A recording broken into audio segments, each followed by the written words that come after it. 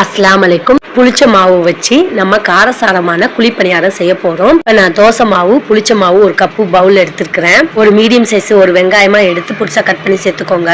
கொத்தமல்லி இந்த மாதிரி புதுசா கட் பண்ணி சேர்த்துக்கோங்க. காரத்துக்கு 2 பச்சை மிளகாய் புதுசா இந்த மாதிரி கட் பண்ணிக்கோங்க. இந்த 3 பொருளையும் இந்த தோசை மாவுல கலந்துக்கிறேன். அதோட ஒரு அரை ஸ்பூன் அளவுக்கு சீரகம் சேர்த்துக்கோங்க. நல்லா வாசமா இருக்கும் சாப்பிடும்போது. ஒரு 1/4 ஸ்பூன் அளவுக்கு சால்ட் சேர்த்துக்கோங்க. இப்போ எல்லாமும் கரண்டி வச்சு நல்லா மிக்ஸ் பண்ணிக்கோங்க. இப்போ நல்லா மிக்ஸ் பண்ணியாச்சு. இப்போ இந்த ஸ்டேஜுக்கு வந்து நம்ம குழிப்பணியாரம் சுட ரெடி பண்ணிடலாம்.